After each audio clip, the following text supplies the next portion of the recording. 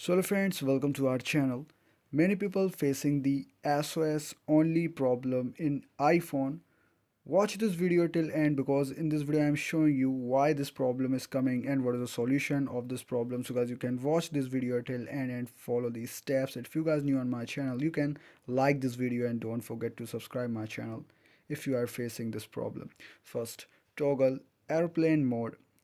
Go to settings, then airplane mode on for 10 to 15 seconds and then off. Second step is restart the iPhone.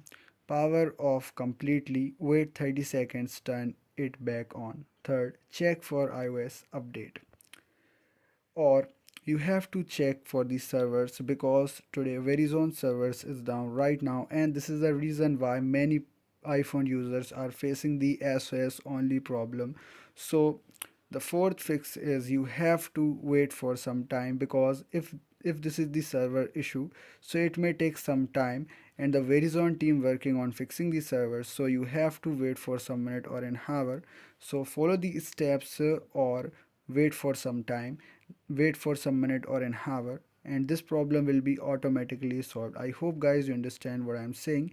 If you guys having any other problem, comment me. Do like this video, don't forget to subscribe my channel. Thanks for watching.